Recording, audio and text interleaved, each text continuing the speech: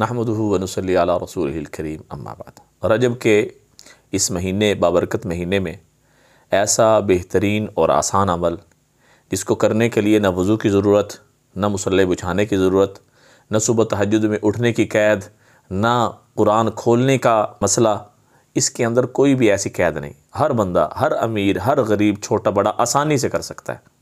اور فائدہ کیا ہوگا؟ فائدہ یہ ہوگا کہ اللہ جل شانہ کی طرف سے جو رزق اور مال ہے وہ آپ کی طرف متوجہ ہوگا۔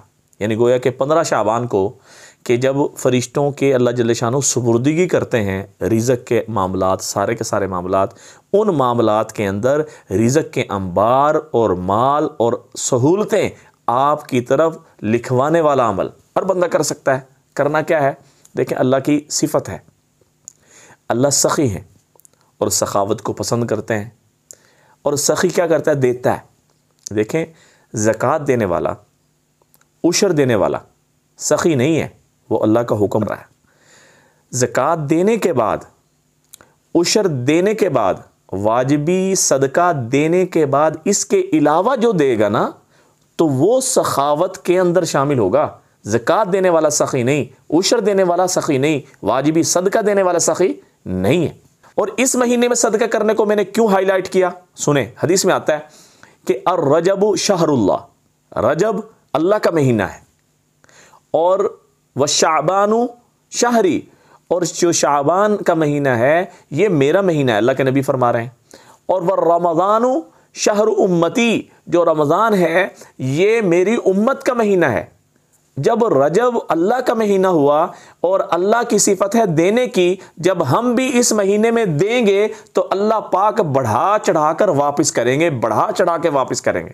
ہمارے وہم و گمان میں بھی نہیں ہوگا کہ جہاں جہاں سے کس راستے کی طرف سے اللہ پاک ہمارے راستے رزق کے اور مال کے آسانیوں کے کھول دیں گے۔ ایک آدمی تھا، اس کے گھر میں سے جب بھی کوئی بیمار ہوتا وہ ڈاکٹر کے پاس جاتا، پرچی بنواتا، پرچی بنوا کر جتنے کی دوائی بنتی دوائی نہ لیتا، اتنے پیسے صدقہ کر دیتا اور اللہ جل شانہ شفا دے دیتے۔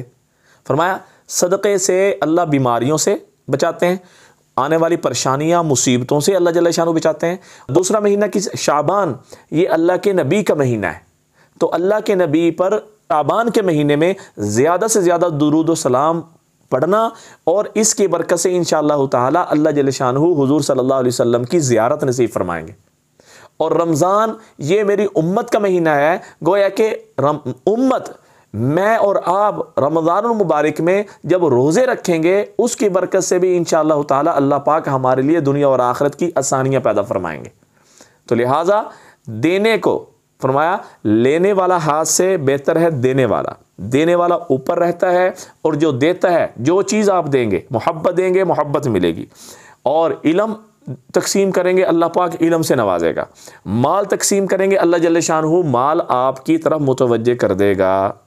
تو لہٰذا اس عمل کو بہترین، آسان ہے، سمجھ میں بھی آ گیا، کوئی اتنے زیادہ ہمیں جو ہے نا جی چلے کاٹنے کی ضرورت نہیں ہے، کچھ کرنے کی ضرورت نہیں ہے، صرف دینا ہے، اور دیں جتنی آپ کی استعداد ہے۔ 1 روپیہ دے دیں، استعداد ہے، کیونکہ اللہ جل شانہ فرمایا لا ان اللہ لا ينظر الى صورکم واموالکم ولکن ينظر الى قلوبکم واعمالکم۔ اللہ جل شانہ تمہارے نہ چہروں کو دیکھتے ہیں نہ مالوں کو دیکھتے ہیں، اللہ دلوں اور اعمال کو دیکھتے ہیں کہ نیت کس کے لیے کر رہا ہے، کس نیت سے دے رہا ہے۔